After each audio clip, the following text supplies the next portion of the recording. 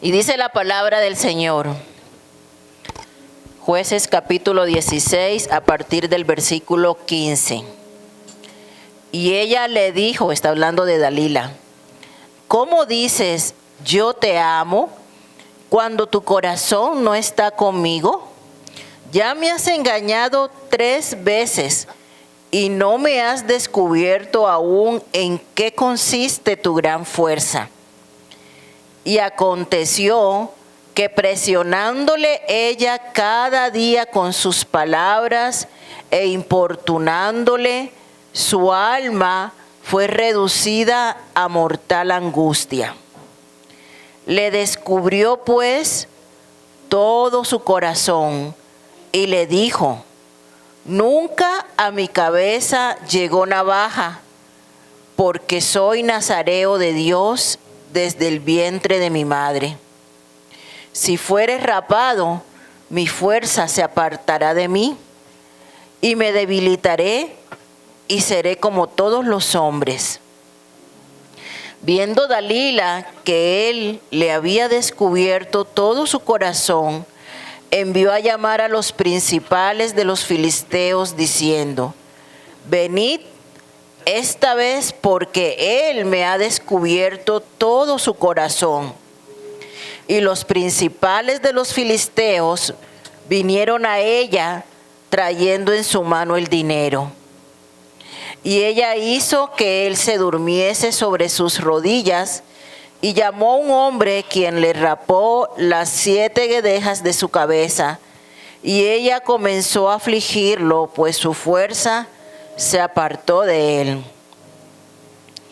Y le dijo, Sansón, los filisteos sobre ti. Y luego que despertó él de su sueño, se dijo, esta vez saldré como las otras y me escaparé. Pero él no sabía que Jehová ya se había apartado de él. Tome asiento, amada iglesia.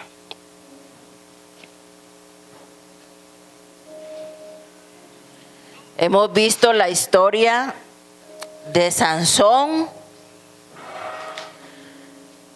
Sansón fue un milagro para su madre, para su padre. Y Dios, desde que le dio la promesa de ese hijo a la madre de Sansón, le dijo, este niño será consagrado para mí, este niño será un nazareo. Sin embargo, con el transcurrir del tiempo, Sansón fue tomando sus propias decisiones. Y así sucede en la vida de muchos hijos. Los niños, cuando son pequeños, son presentados por sus padres en el altar. Se hace un compromiso delante de Dios de que enseñaremos a nuestros hijos, los instruiremos en el camino del Señor. Sin embargo, no podemos evitar que crezcan y los hijos van creciendo. Y llega un momento en el que ellos toman sus propias decisiones. Y esto pasó con la vida de Sansón, a pesar de que sus padres habían hecho un voto de que sería nazareo desde el vientre de su madre. Llegó el momento en que Sansón empezó a hacer cosas que no le agradan al Señor.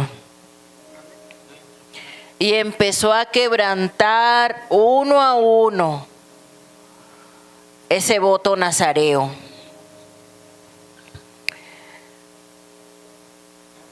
Y Sansón tenía una debilidad muy grande.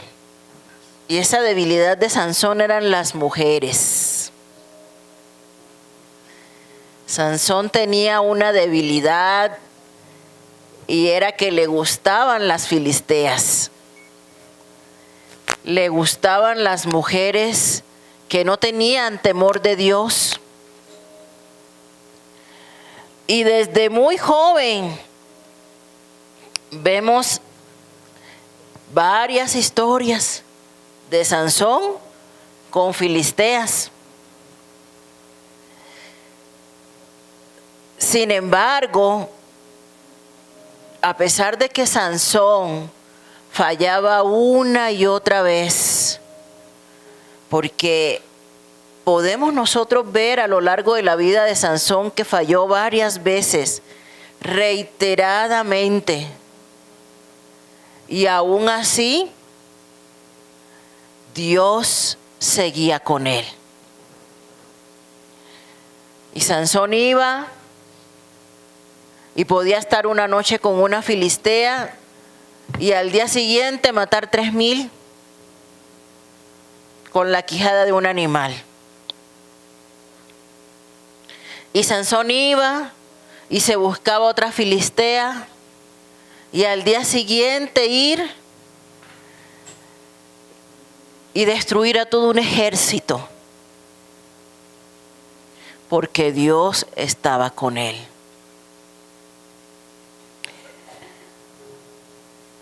Sin embargo, Sansón no se daba cuenta que su fuerza realmente no estaba en su cabello. El cabello solamente era un simbolismo. Ese cabello que no se podía cortar simplemente era un símbolo de ese pacto que él había hecho con el Señor desde niño. La fuerza realmente no estaba en el cabello, la fuerza realmente estaba en el hecho de que el Espíritu Santo de Dios estaba con él. Pero ese cabello era el símbolo de esa presencia del Espíritu Santo en su vida.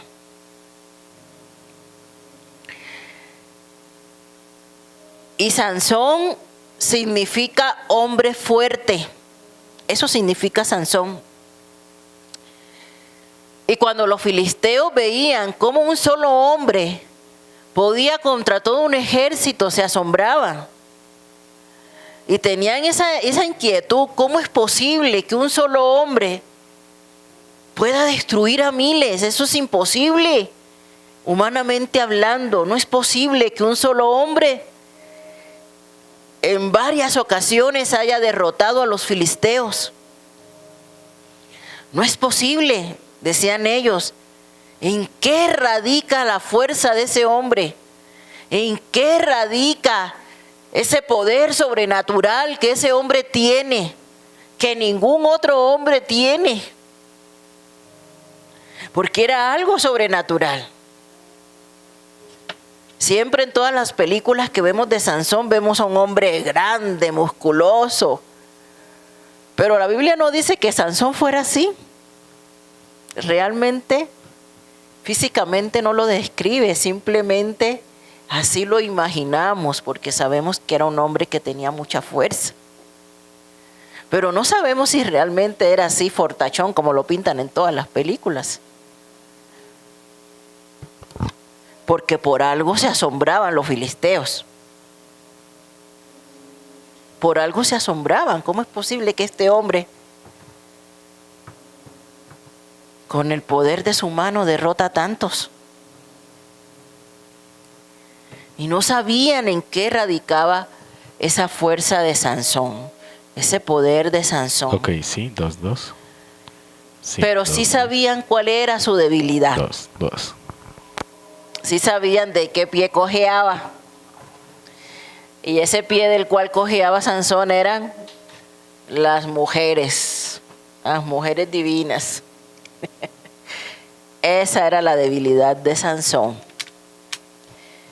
Y entonces, como sabían los filisteos que esa era su debilidad, pues le pagaron a una mujer, a Dalila. Yo me imagino que Dalila era muy guapa, irresistible, ¿no? Para que ellos supieran, no, con esta sí va a morder el anzuelo, con esta sí. Sí nos va a decir en qué radica su fuerza. Vamos a ponerle una mujer. ¿Saben qué significa Dalila? Aquella que debilita. Ese es el significado del nombre de Dalila. Aquella que debilita. Y entonces le pagan a esta mujer y esta mujer empieza a seducir a Sansón y a preguntarle. No así a lo mejor con tantas palabras diplomáticas, ¿no? Sino como seduce una mujer en la intimidad. Y le empezaba a preguntar: oye, Sansón, ¿en qué radica tu fuerza? ¿Cuál es tu secreto? Y al comienzo, Sansón le resistía y no le decía, ¿no?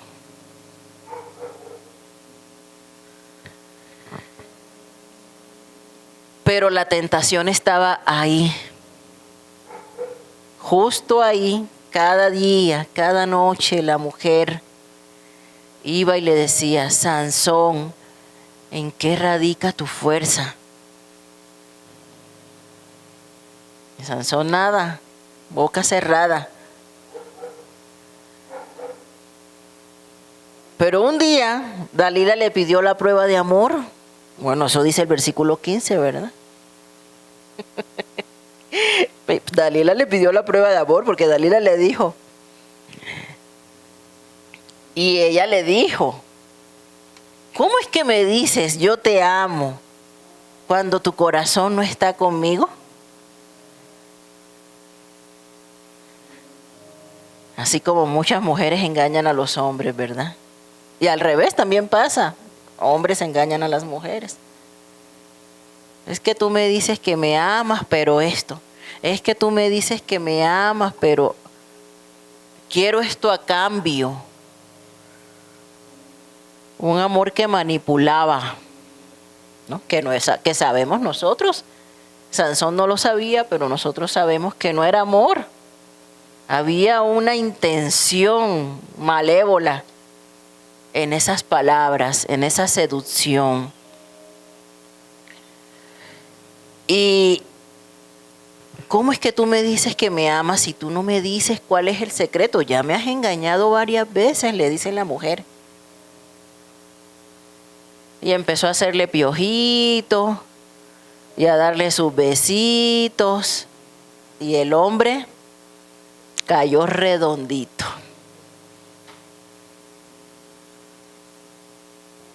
El hombre cayó redondito. Hermanas, ustedes no hagan lo que hace Dalila, ¿eh?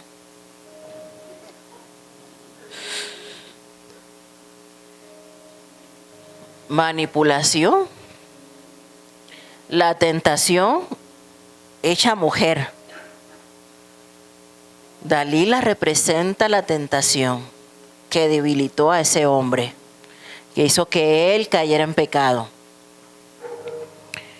Y pues este hombre se dejó seducir por Dalila y le reveló todo el secreto. Y le dijo, bueno, pues lo único es que yo hice un voto nazareo y nunca me han cortado el cabello. Y dice la Biblia que le descubrió todo su corazón a esta mujer.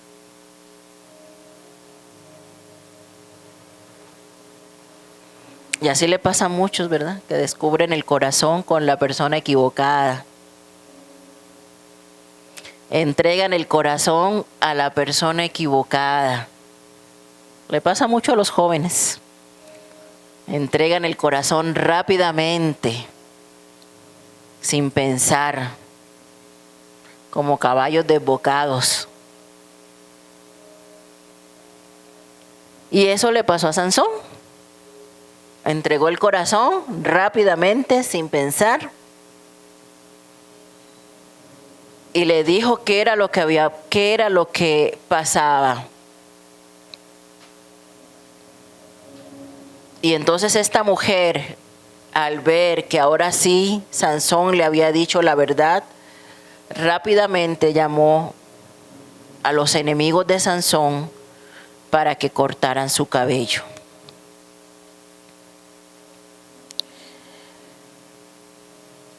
Y Sansón, como reiteradamente había desobedecido, como reiteradamente se había equivocado sin ninguna consecuencia,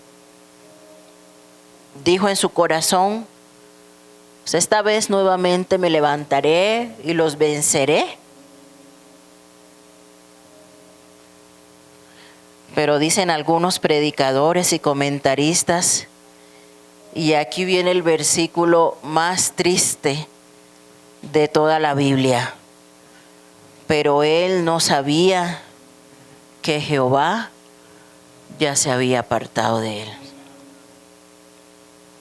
Estaba tan impregnado de pecado, estaba tan contaminado de pecado, tan impregnado con todo lo que le ofrecían las mujeres, con todo lo que le ofrecía Dalila, que ni siquiera se percató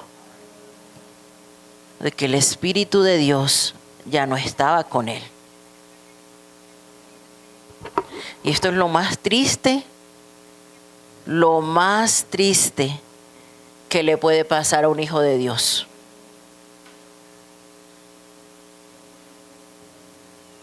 Que apague completamente al Espíritu Santo. Que el pecado ya no le redarguya. Que viva muerto en vida. Porque ¿qué es lo que hace que una persona ya no sienta nada? ¿Qué es lo que hace que una persona ya no sienta nada? Que todo le dé igual.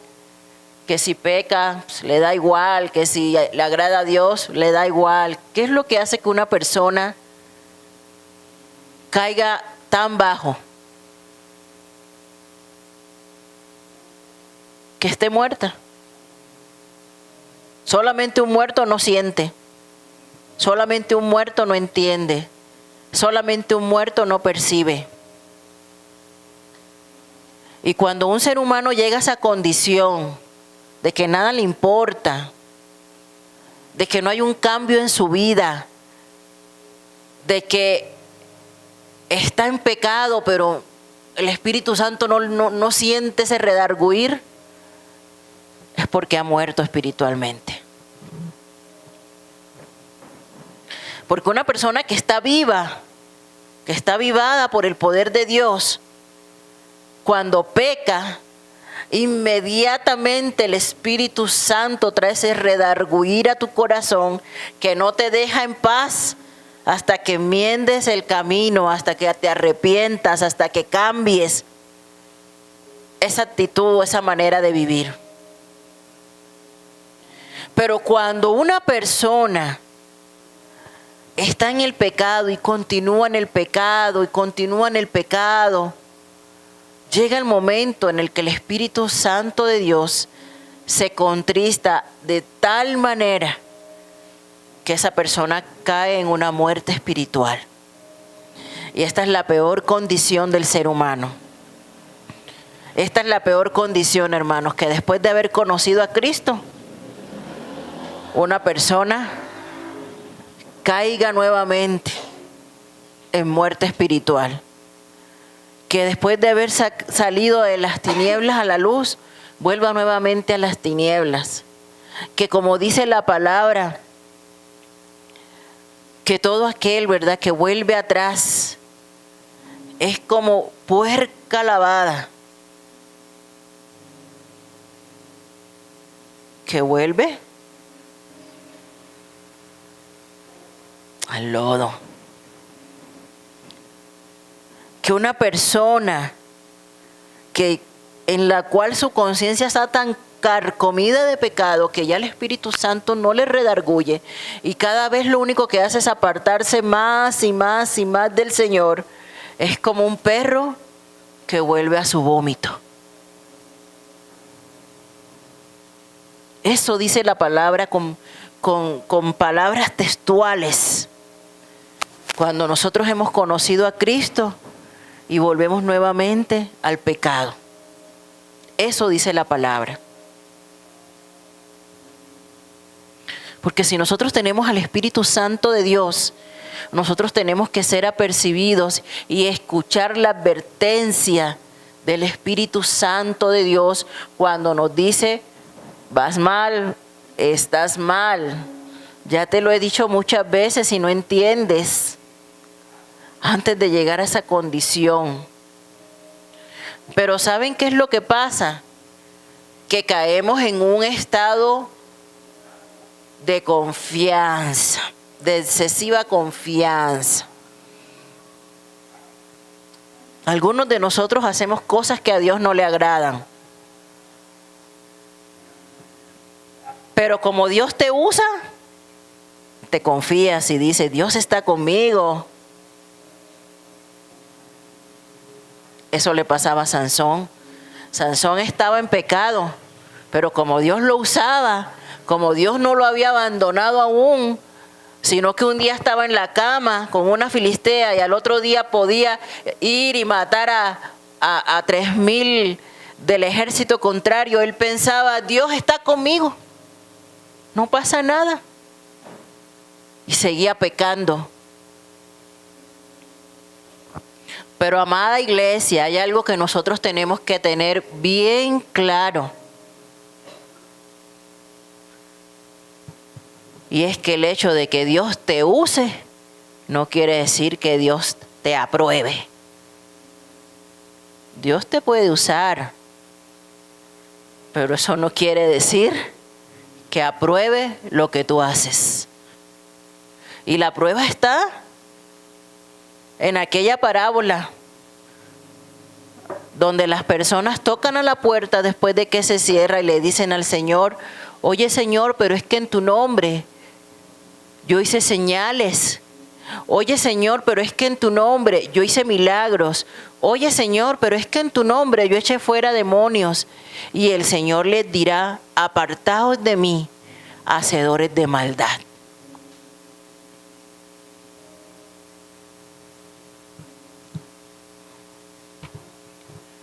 Nosotros podemos engañar a todo el mundo, pero nunca podremos engañar a Dios. Dios conoce los corazones. Dios conoce la condición del corazón de cada uno de los que estamos aquí. Y la palabra dice que Dios no puede ser burlado.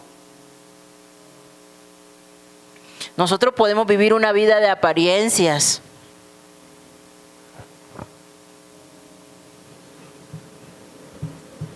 Podemos vivir una vida de apariencias. Podemos robar, matar, fornicar, adulterar y al día siguiente venir aquí y alzar las manos y Dios nos puede usar. Pero no nos engañemos. Dios demanda santidad. Dios demanda santidad de su iglesia. No nos confiemos porque servimos, no nos confiemos porque Dios nos usa. Dios, no nos confiemos porque sabemos, porque conocemos. No nos confiemos, amada iglesia, porque esa falsa confianza fue lo que llevó a Sansón a la muerte espiritual. Y Sansón seguía pecando de tal manera que cuando le cortaron el cabello dijo, pues otra vez me levantaré y otra vez venceré. Pero estaba tan muerto, tan contaminado de pecado, que ni siquiera se percató de que Dios ya no estaba con él.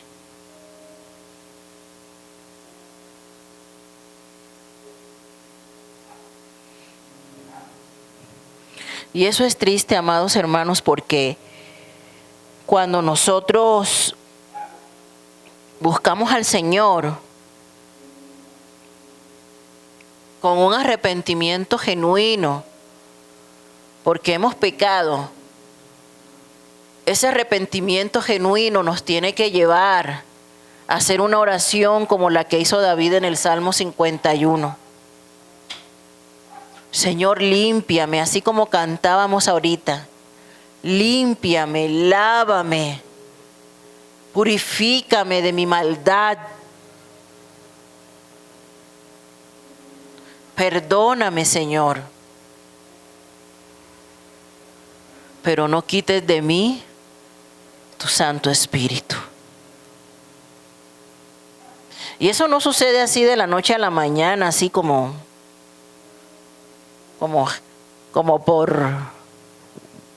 si fuera una bomba, ¿no, hermanos? Eso da síntomas. Como una enfermedad que lleva a una persona a la muerte, da síntomas, no actúa de manera silenciosa. Cuando una persona tiene una enfermedad crónica, tiene síntomas. Cada día se va debilitando hasta que esa enfermedad acaba con su vida. Asimismo el pecado.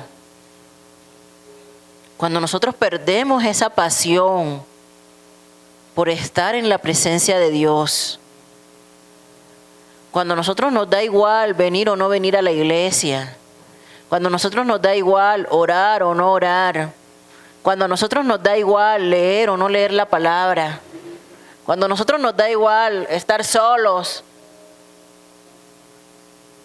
y no acercarnos a nadie de la congregación, porque ese es uno de los síntomas.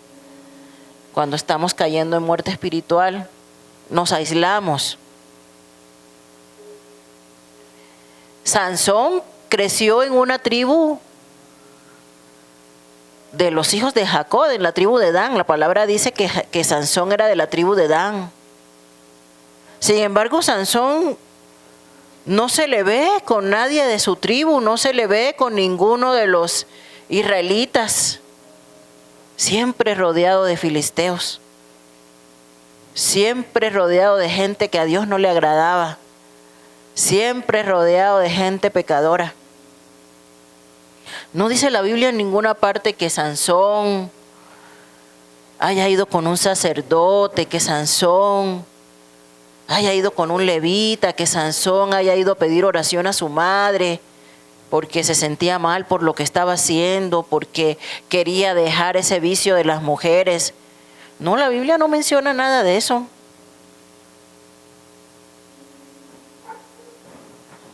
Sansón se aisló a vivir la vida loca.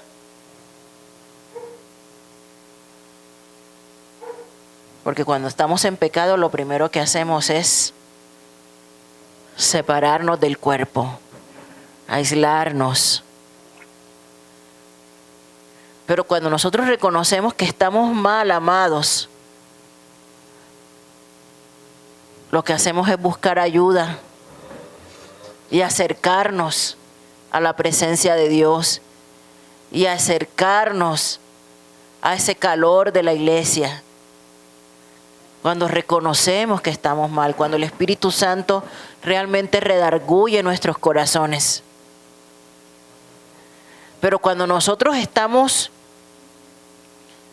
tan deleitados en el pecado, nos vamos alejando, nos vamos alejando, nos vamos alejando, hasta quedar secos, hasta quedar muertos.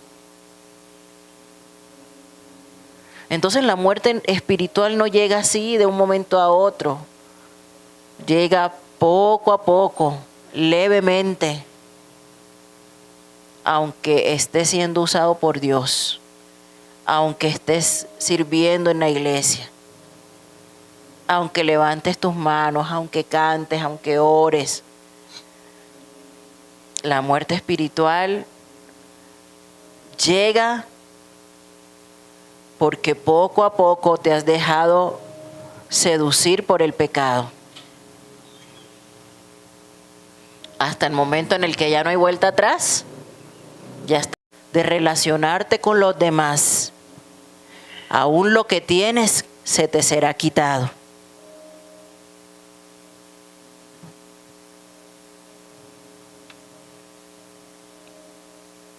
Porque dices, yo soy así, pero ahora eres una nueva criatura y no puedes seguir siendo así.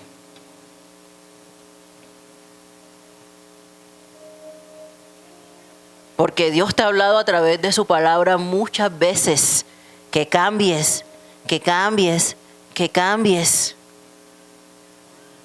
Y como Sansón, has cerrado tu oído porque ves que Dios te sigue usando.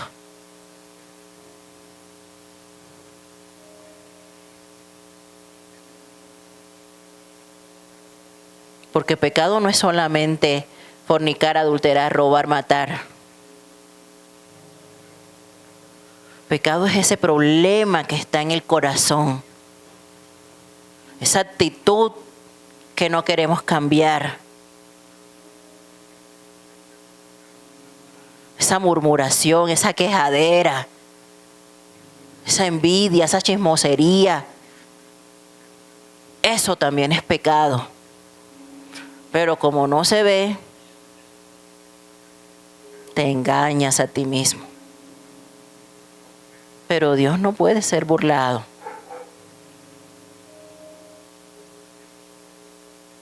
Y hoy no vamos a orar por nadie, ¿eh? Vamos a orar por nosotros mismos. Porque todos nosotros aquí presentes tenemos cosas que no le agradan al Señor. Y eso tiene que salir de esta iglesia de raíz.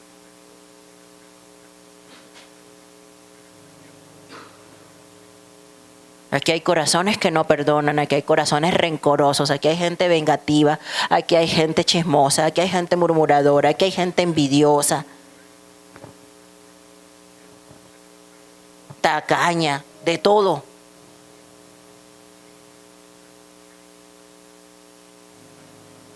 De todo. Cosas que tenemos en el corazón que Dios quiere cambiar y que Dios ha hablado a través de su palabra muchas veces y de muchas maneras,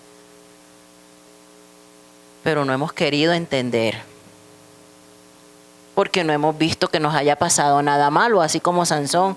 No, pues yo sigo con mi actitud, yo sigo con mi quejadera, yo sigo con mi envidia, yo sigo con todo eso que traigo en mi corazón, pues porque tengo bien, tengo lana en el bolsillo, mi familia está bien, no estoy enfermo. Y entonces, como parece que todo está bien y que todo te está saliendo bien, tú piensas que es que realmente estás bien delante de Dios. Pero Dios nos está hablando en esta noche. Todos nosotros,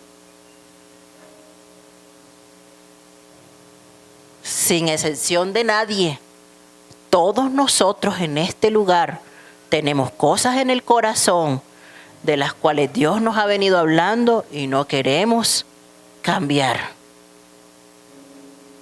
Y no queremos obedecer.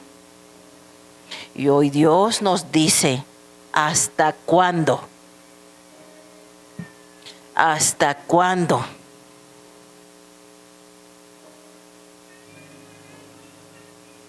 No nos engañemos, porque Dios no puede ser burlado. Y hay cosas que tienen que salir de raíz de nuestros corazones. Si realmente nosotros queremos tener una vida que agrade al Señor. Si realmente nosotros queremos ser genuinos delante de Dios. Porque a los demás los engañamos. Pero a Él no. A Él no.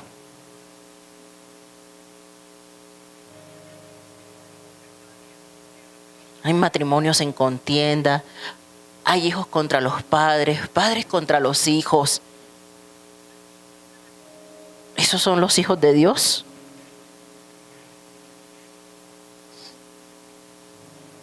¿Eso es lo que Dios quiere? ¿Esa es la misma condición con la que vamos a pasar al 2026? No, iglesia. Gente soberbia, gente orgullosa, que están esperando que el otro venga a pedir perdón, cuando eso no es lo que la palabra enseña. Dejemos la soberbia, dejemos el orgullo. Esta iglesia está llena de soberbia y por eso no avanzamos. Gente soberbia.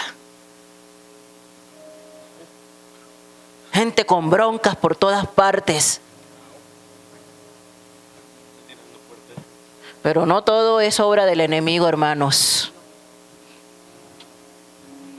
Ayer teníamos aquí una convivio de pastores y contaba un pastor la historia del sin amigos. Hay gente que en su familia tiene broncas. Con la nuera, con el yerno, con el hijo, con la hija, con el vecino, con la vecina, con el del trabajo, con el pastor, con la pastora, con el hermano, con la hermana. O sea, no hay un lugar donde no tenga broncas. ¿Será el enemigo? No, amados. Tenemos que sembrar amor para cosechar amor. Tenemos que sembrar amistad para cosechar amistad. Nadie recoge lo que no siembra. Nadie recoge lo que no siembra. Entonces, si la gente no me quiere, yo tengo que analizar por qué. Yo tenía un pastor allá en Cali que siempre cuando íbamos a pedirle una consejería, no, que fulano, que sutano, que esto, que me hicieron esto, aquello.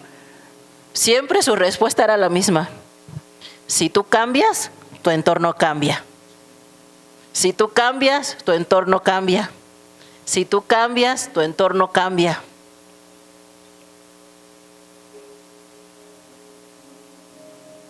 Pero somos tan orgullosos que siempre estamos esperando que cambie el resto del mundo. Pero nosotros no queremos cambiar. Nuestra actitud que apesta. Aunque estés nadando en dones.